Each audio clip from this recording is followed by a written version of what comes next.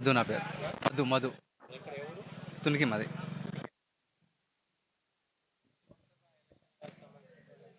ఇప్పటికైతే స్పందన బాగానే ఉంది. ఇక్కడ లోకల్ అయితే బీజేపీ. ఇక్కడ నర్సాపూర్, కోడిపల్లి అని. కానీ సెంట్రల్లో మోడీ. సెంట్రల్లో రేషన్ బియ్యం కానీ, ఆర్టికల్ చేసేసారు, కాశ్మీర్ది, రామ్ మందిర్, కొన్ని విషయాలు చాలా బాగా చేశారు. సెంట్రల్లో ఇప్పుడు 400 సీట్స్ ఎబో వస్తాయని చాలా అట్లా. 400 అదే 100% వస్తారు. రంగనాథ్ 100% షూర్, అది 100%. టీఆర్ఎస్ అసలు ఆయన వెంకటరామరెడ్డి పేరే తెలియదు సార్. అసలు ఆయన ఆ క్యాండిడేట్ పేరే తెలియదు అసలు. పబ్లిక్ అసలు ఆయన వెంకటరామరెడ్డి అనే క్యాండిడేట్ అసలే తెలియదు. కేసీఆర్ అని తెలుసు, కానీ ఎంపీ సీటు అంటే వెంకటరామరెడ్డి అనే వ్యక్తి ఇప్పటి వరకు ప్రజల్లో ఒక్కరికి తెలియదు. తెలియదు, అస్సలే తెలియదు.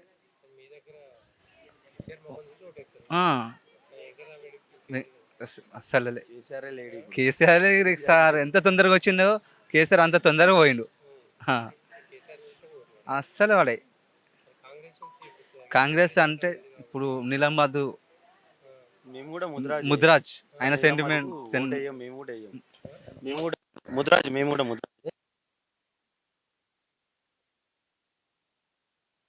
ఎలక్షన్ అప్పుడు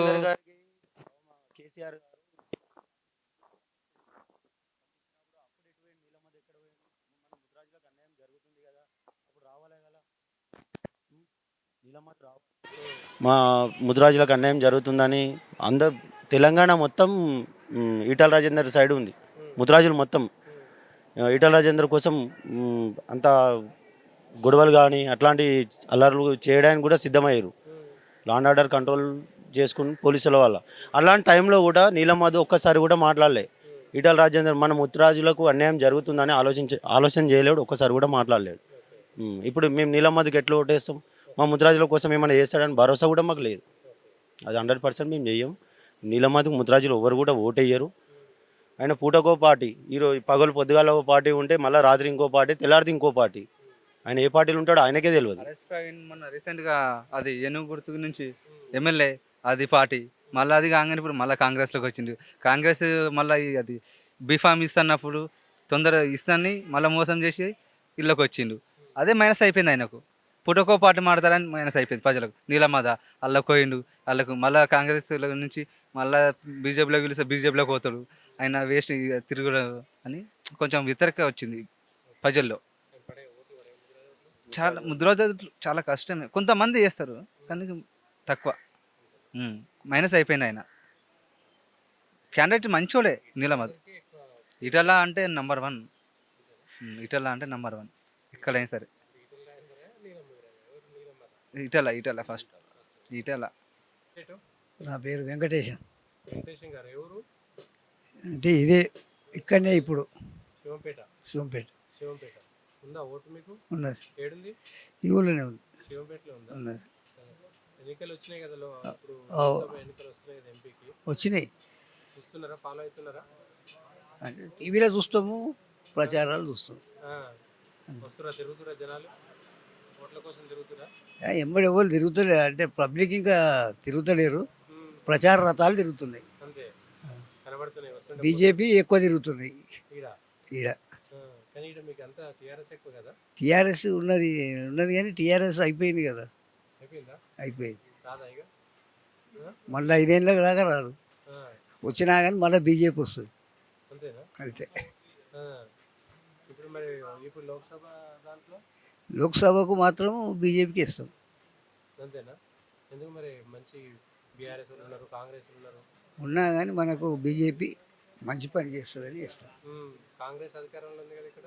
అధికారంలో ఉంటే వేరే దానికంటే సర్పంచులకు వీటికి వేసుకుంటాం, కానీ సెంట్రల్లో మాత్రం బీజేపీ రావాలి. సెంట్రల్లో దేనికి? ఎందుకు? మోడీ నాయకత్వం బాగున్నది కాబట్టి. ఓకే. ఏమున్నది మోడీ నాయకత్వంలో? ఏమున్నది? ఏం లేదు కదా. ఏం లేదంటే మోడీ చేసే పనులు మంచిగా ఉన్నాయి. దాని గురించి రాహుల్ గాంధీ వస్తే మస్తు పనులు చేస్తున్నారు. రాహుల్ గాంధీ పార్టీ అది ఏమైందంటే కూటమి అయింది. ఆ కూటమిలో ఎక్కడిదక్కడ ఇసుకపోతాయి. ఇచ్చకపోతే వాళ్ళు ప్రధానమంత్రి అయ్యే సీట్లు రావు వాళ్ళకు. ప్రధానమంత్రి కాడు, సీట్లు పెరుగుతాయి కానీ రాడు అట్లా. ఇప్పుడు ఎవరైతే గెలిచే సూచన ఉంటుందో వాళ్ళకి వేస్తే బాగుంటుంది. ఎవరికి వెళ్ళి సూచన ఉందంటారు? బీజేపీ గెలుస్తుంది. అంతేనా? ఆ. తెలిసిందా సూచన? కాంగ్రెస్ ఇక్కడ టీఆర్ఎస్ కాంగ్రెస్ ఉండే, బీజేపీలో లేదు కాబట్టి ఈ రెండు నడుమ బీజేపీ వస్తే బాగుంటుందని అనుకుంటున్నాను. నా పేరు కృష్ణ. ఏ ఊరన్నా? మాది సంగారెడ్డి జిల్లా కంది మండల్ ఇంద్రాకరణ్. ఇంద్రకరేనా? ఓకే. అంటే దావత్కి వచ్చిరంట. ఇక్కడికి దావత్కి వచ్చినాము. అంతే. ఎట్లుందండి సంగారెడ్డిలో? సంగారెడ్డిలో ఏం చేస్తారు మీరు? మేము ఇప్పటికైతే ప్రస్తుతం బీజేపీలో ఉన్నాము. వ్యవసాయము. వ్యవసాయం చేస్తారా? పార్టీలో ఉన్నారా మీరు? పార్టీ ఇంద్రకరేణలో. ఏముంది? బీజేపీ గెలుస్తుంది. మీరు బీజేపీలో ఉన్నారు కాబట్టి బీజేపీ. లేదు, పబ్లిక్ కూడా ఎవరన్నా అడగండి, ఇక్కడ బీజేపీ గెలుస్తుంది. సంగారెడ్డిలో అంతే. మొన్న ఓట్లే రాలేదా? మొన్న రాలేదు. ఆ ఎలక్షన్కి ఎలక్షన్ తేడా ఉంటుంది కదా. మీకు గెలిచిన మీకు పోటీ చేసిన వెళ్ళిపోయాడు పార్టీ. అరే ఆయన ఓడడం వల్ల మాకు ఇంకా ప్లస్ అవుతుంది అది. ఏంది? అవును. మీ ఎమ్మెల్యే క్యాండిడేట్ పోతే మీకు ప్లస్. అంటే వాళ్ళు కొద్దిగా ఏంటంటే క్యాస్ట్ ఫీలింగ్ వల్ల కూడా అట్లా వెళ్ళిపోతారు. వాళ్ళు కాస్టింగ్ వల్ల గెలుస్తారు ఎవరన్నా.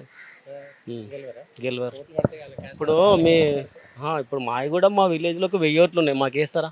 అంతేనా? ఏ క్యాస్ట్ ఆ క్యాస్ట్ ఏది గెలవదు. అన్నీ కలిసి ఇస్తేనే ఏదన్నీ ఎలక్షన్ జరుగుతుంది. ఓకే. కానీ అంతా వాళ్ళొక్క కమ్యూనిటీ తోటి గెలవరు, ఎవ్వరు గెలవరు. మీకు ఎట్లుంది మరి? మీకు రగానా గెలుస్తారు ఖచ్చితంగా మెదక్లో. అంతేనా? 100%. కానీ వెంకట్రామరెడ్డి లాంటి అంటే వాళ్ళ నమ్మకం వాళ్ళకు, మా నమ్మకం మాకు. నీలం ముదిరాజు మీకు పక్కనే కదా మాది. ఆయనకు అదే ముద్రాజులు అంత వేస్తే గెలుస్తారా? ఆయనకు ముందు ప్రతిసారి ముద్రాజు ఫీలింగ్ ఎక్కువ ఉంటుంది వాళ్ళకి. గెలవరు. అంటే ఇది మోడీ కోసం వేస్తారు ఓన్లీ. సెంటర్లో ఏ పార్టీ బాగుంటుంది దాన్ని చూసి వేస్తారు పబ్లిక్. వచ్చిన వాళ్ళని ప్రతి ఒక్కరిని అడగండి ఏం చెప్తారు. పేరు మల్లేష్ అన్న, ఎవరన్నా? ఇంద్రాకరణ్, ఇంద్రకరేనా? కంది మండల్, సంగారెడ్డి డిస్టిక్. ఏం చేస్తుంటారు? నేను బిజినెస్ అన్న, బిజినెస్. బిజినెస్ చేస్తుంటా. ఎలక్షన్స్ వస్తున్నాయి కదా లోక్సభ. అవును. ఎట్లుంటుంది అన్న మీ దగ్గర? ఈసారి మా టీఆర్ఎస్ అభ్యర్థి వెంకటరామరెడ్డి గెలవబోతున్నాడు. భారీ మెజార్టీతో గెలుస్తాడు. ఎందుకంటే ఈ కాంగ్రెస్ ఇచ్చిన హామీలు ఒక్కటి కూడా నెరవేర్చలేరు కాబట్టి. మన రేవంత్ రెడ్డి ఏం మాట్లాడిండు మొన్న, 9 రుణమాఫీ చేస్తున్నాడు, 2 లక్షల రుణమాఫీ చేస్తున్నాడు. ప్రమాణ స్వీకారం చేయగానే రుణమాఫీ చేస్తాడు. ఇంతవరకు రుణమాఫీ లేదు, ఏది లేదు. అలా ఉత్త గాలి మాటలు, అన్నీ ఉత్త మాటలు చెప్పడం, బట్టబ్బజ్జి మాటలు మాట్లాడడం ఉన్నది కానీ ఇంకా వేరేది ఏం లేదు. కంపల్సరీ ఈసారి రైతుల పక్షాన కంపల్సరీ టీఆర్ఎస్ పార్టీ గెలవబోతున్నది. వెంకటరామరెడ్డి భారీ మెజార్టీతో మెదక్ డిస్టిక్లో పార్లమెంట్ అభ్యర్థి గెలుస్తాడు. వారికి మా మద్దతు ఇస్తున్నాం కంపల్సరీ. భాస్కర్ ఎవరు? తునికి ఇక్కడే. దీనికి సొంత ఊరు. ఎట్లుంది ఎలక్షన్స్? లోక్సభ ఎలక్షన్లో ఉన్న పరిస్థితి ఎట్లున్నాయి? తునికి విలేజ్ కానీ మీ ఏరియాలో కొంచెం బీజేపీకి ఎక్కువ మొగ్గు చూపించారు. ఎట్లా? తునికిలో అంత కార్యకర్తలు కొంచెం బీజేపీ ఎవరు లేరు కదా? లేరు అంటే మోడీ నుంచి కార్యకర్తలే అని కాకుండా సెంట్రల్లో మోడీ పరిపాలన, మోడీ చేసే మందిర్ కానీ అన్ని మన ఆర్టికల్ ముస్లింల నుంచి కూడా ఓట్లు పడే అవకాశాలు ఎక్కువ ఉన్నాయి. మహిళల నుంచి ఎక్కువ ఉన్నాయి. మెయిన్ త్రిబుల్ తలాక్ డబల్ ఇంజన్ మీ దగ్గర పడతాయా? మా దగ్గర కూడా కాదు, రాష్ట్రంలో ఎక్కడి నుంచి అయినా తెలంగాణలో మ్యాక్సిమం పడతాయి. ఇక్కడ మన మెదక్ కాన్సెన్సే కాకుండా ఎక్కడైనా కానీ ఇప్పుడు మనం మెదక్ కాన్సెన్స్లో అక్కడిక్కడ చూస్తున్నాం కాబట్టి మన కాన్సెన్స్ మటుకు మనం చెప్పగలుగుతున్నాం. వేరే ప్రాంతాలలో కూడా పడే అవకాశాలు ఉన్నాయి. ఇక్కడ టీఆర్ఎస్కి ఎక్కువ బాగా ఉంటుంది కదా మెదక్ అంటే. టీఆర్ఎస్ ఉంటుంది, కొద్దిగా ఉంటుంది. కాంగ్రెస్ మాత్రం ఏమి ఉండదు. టీఆర్ఎస్ కొద్దిగా ఉంటుంది. అంటే ఇక్కడ కొంచెం నర్సాపూర్ కాన్సెన్స్లో మాత్రం కొద్దిగా టీఆర్ఎస్ ఉంటుంది. ఎవరికి ఫైట్ ఉంటుంది మీకు ఇక్కడ ఎక్కువ? ఇక్కడ అంటే సునీతారెడ్డి బీజేపీకి ఓట్లు పడతాయి. బీజేపీ ఇక్కడ పడతాయి ఓటు. నర్సాపూర్లో. నర్సాపూర్ ఎవరికి వస్తుంది 3 పార్టీలలో? రఘునందన్ రావు. తెలుసా అసలు ఇక్కడ జనాలకు ఎవరికైనా రావాలని? రఘునందన్ రావు అందరికీ తెలుసు. అందరికీ తెలుసు. పడతారు అసలు జనాలు? గుర్తుపడతారు.